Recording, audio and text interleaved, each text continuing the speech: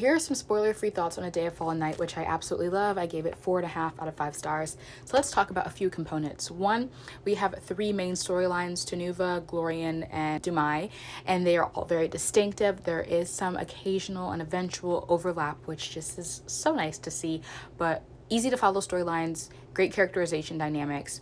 2 of them are lesbian. 1 is what I would say asexual.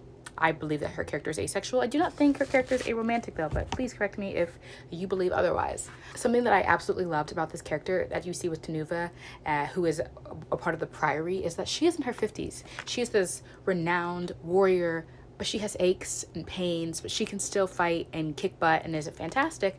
And as a fantasy reader, we often see in this genre a lot of women in their late teens and 20s, which is fantastic, but you know, I want to read this genre for a long time, and I hope to see characters who resemble me in my various stages of life. So I definitely appreciate some middle-aged characterization, and I'm starting to see a few more books that have characters that aren't, you know, into adulthood. Beautiful parallels in this story. Almost every character serves as an antithesis to another, and showing how one might lack agency in this way but has freedom in another aspect that one of the other characters doesn't. So there's a lot of conversations about womanhood and owning your body and motherhood and the choice if you want to be a mother or not. You know, what does that look like for your life? Those who are bound by those constraints, those who are free to explore. It's just very profound and dynamic. So there's a lot of like conversations happening in this book.